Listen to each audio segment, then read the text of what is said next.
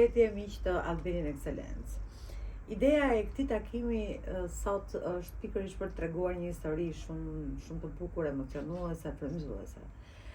Bëhet fjalë për Lejda Trocin, e cila prej vitesh jeton së bashku me familjen e saj në Florida, Shtetet e Bashkuara të Amerikës. Takimin e parë me Lejdin e kam pasur në vitin 2021, pikërisht atëherë kur Covidi kishte vendosur kurorën e tij dhe ishte një takim i cili premtoi që ne do të vijonim miqësinë tonë ose jetën tonë së bashku me Albanian Excellence, nisur nga ideja që Lejdi ose Lejda ishte një personazh, ishte një vajzë e cila kishte një mision të madh në jetën e saj. Së pari kishte punën, përkushtimin dhe të gjithë të punë dhe përkushtim e kishte të lidhur me botën e modës. Ja ku jemi sot, 2 ditë përpara se Lejda Troci, pavarësisht se ka në shtetësinë amerikane, por në thelb dhe në boshtin e saj është shqiptare, merr pjesë në javën e modës në Paris, një nga evenimentet më të mëdha të modës në botë. Sigurisht ajo merr pjesë në këtë event me krijimet e saj, janë rreth 22 fustane që Lejdi Troci do të prezantojë në një nga hotelet më luksoze të Parisit. Kjo është pamje e bukur, glamuri, përkushtimi, dashuria që ajo na ka dhënë të gjithëve ne. Por brenda kësaj historie që unë po tregoj sot, ka dhe një trishtim të madh njerëzor, por dhe një forcë të madhe që kjo zonjë, kjo vajzë tursake, ka brenda vetes së saj. Sikur e thash, unë takova Lejdin në vitin 2021 dhe ajo ishte në krijimin e firmës së saj të modës, përqendruar tek veshjet për fëmijë, fliste me një dashuri të jashtëzakonshme, pikërisht për krijimet e saj, me një këmbgulje shumë të madhe, dhe sigurisht vijonte punën dhe për krijimin e fustaneve, por brenda një kuadri shumë të gjerë. Lejdi dëshironte të vishte edhe aktorët amerikanë. Të gjithë e dim se çfarë potence dhe çfarë fuqie të madhe ka kinematografia amerikane, dhe që të futesh brenda saj duhet të kesh tru ose kokë shumë të fortë, duar e zemër shumë të madhe për të punuar, për të arritur deri aty. Vullnet, këmbgulje, dëshirë, prezantim, të gjitha këto së bashku vajza jon shqiptare i kishte dhe sigurisht që i realizoi. Me këmbguljen dhe me vullnetin e saj mori pjesë në javën e modës në New York, e dim dhe rëndësinë e këtij eventi, në javën e modës në Milano, e kush nuk ka dëshiruar që të shkojë në Milano dhe të shohë prezantimet e fundit të firmave më të mëdha dhe më të mirënjohura në botë. Dhe së fundi, vitin e kaluar, me shumë kënaqësi mora vesh që Lejdi do të merrte pjesë në javën e modës në Paris.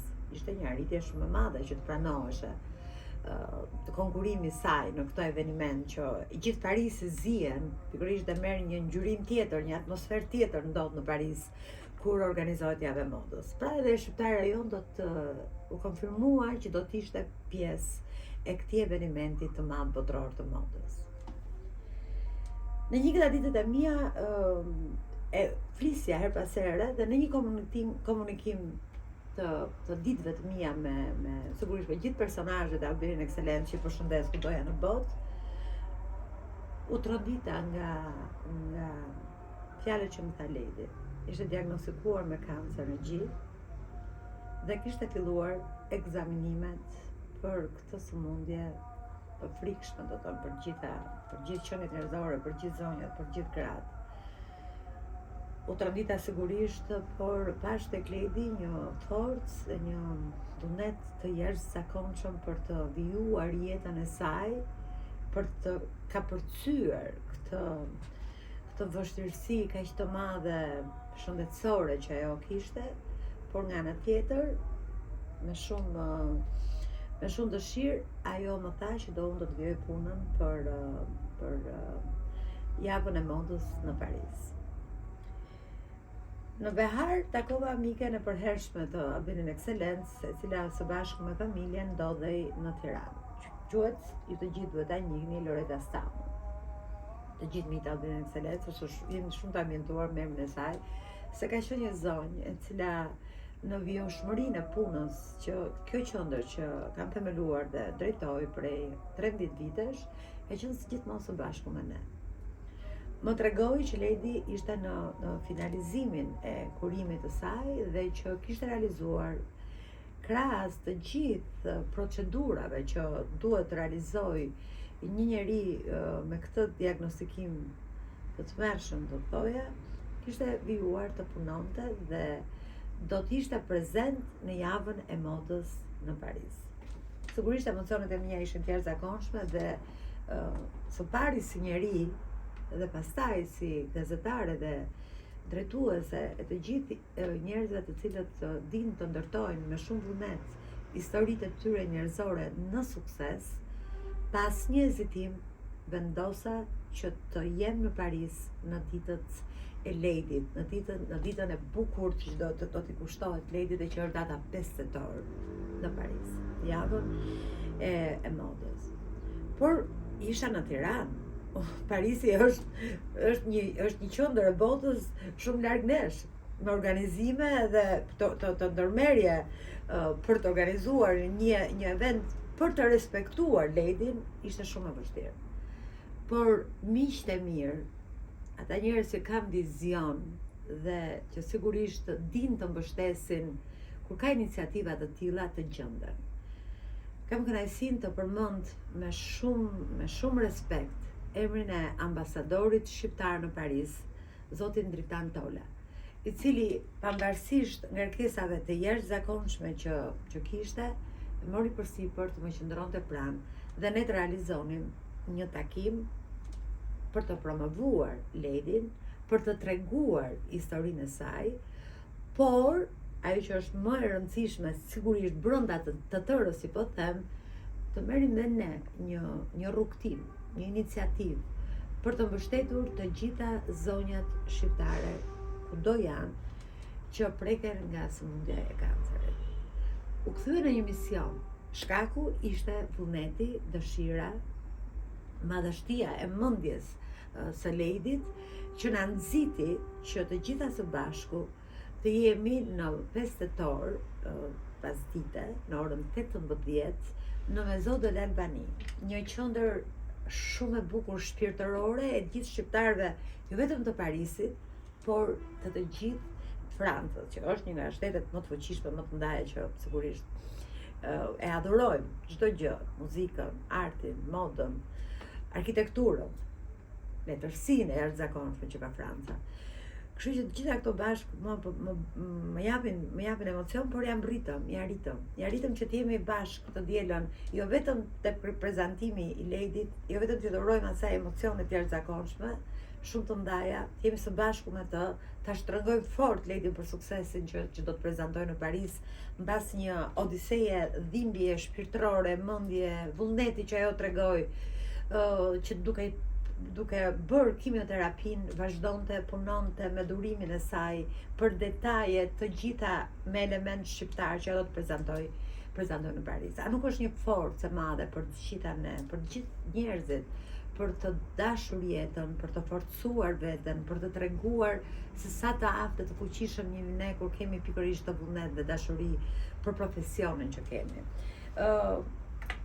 Sigurisht do të jetë një takim shumë i bukur, me zorpresim të dielën në Paris. Unë doja të tregoj edhe një element të fundit që Ladin tek një iniciativë Albanian Excellence që kemi marrë në vitin 2022 të jesh lider në kohë pandemie. Është një libër shumë i bukur që unë e kam shumë për zemër, sepse ne kemi marrë të gjithë elementet që ndërtuan një shoqëri në kohën e imponuar të COVID-19. Dhe një nga personazhet që unë zgjodha për lidhjet e saj të jashtëzakonshme që kishte me Shqipërinë ishte Lady Troci. Dhe në këtë intervistë unë do të lexoj, kam kënaqësinë që të lexoj vetëm një lem që ka Lady në jetën e saj. Leda Troci beson se arrin sukses çdo ditë në biznes, duke vazhduar të punojë me zell drejt qëllimeve të saj. Këtë e përvijon në veten e saj teksa përfundon një linjë veshjesh sezonale, luksoze, apo kur bën dikë të lumtur me veshjen e saj perfekte. Në jetën e saj personale, suksesi është buzëqeshja në fytyrën e vajzës së saj, kur ndonjë detaj i tregon sa i veçantë dhe i rëndësishëm është për Ladën ky detaj. Shpreson të lërë shenjë në shoqëri, duke i promovuar vetes dhe të tjerëve se kushdo nga kudo që është, mund t'ja dalë nëse do të përdor talentin e tij për të shërbyer një vizioni. Vazhdimisht përpiqet të përmbush dhe të kaloj pritshmëritë në biznesin e saj të dizajnit. E ka bërë si praktik të rivlerësoj qëllimet e saj rregullisht në mënyrë që të gjejë mënyra për t'i arritur ato dhe të pranojë sfida të reja për veten dhe biznesin që ka ndërtuar në Florida në Shtetet e Bashkuara të Amerikës. Përpiqet të qëndrojë në kontakt me familjarët, miq që janë në Shqipëri dhe me ata që tashmë kanë bërë udhëtimin e tyre. Për Leiden, është e rëndësishme të qëndrojë lidhur me komunitetin shqiptar, duke ruajtur dhe ndërtuar marrëdhënie me të tjerët që ndajnë përvojën e emigrimit. Nuk e lexova kot, kjo është një parathonje që është bërë intervistës Leidit në këtë libër, të jesh lider në kohë pandemie. E lexova sepse është libri mban vitin 2022, kundër e thash, por tregon në këtë intervistë shumë të vërtetë të Leidit, tregon se kush është Leidi në të vërtetë, atë që ne do ta shohim në datën 5 tetor në Paris. Dhe ku do të jemi të gjithë së bashku për sekondën e tash për të shtrënguar duart fort Leidit dhe për t'i thënë udhë të mbar në misionin tënd të jashtëzakonshëm të bukurisë, jo vetëm shpirtërore, por edhe trupore. Faleminderit Leidi që na bën më njerëz me misionin, me forcën, me elegancën, me vullnetin që ti ke. Faleminderit.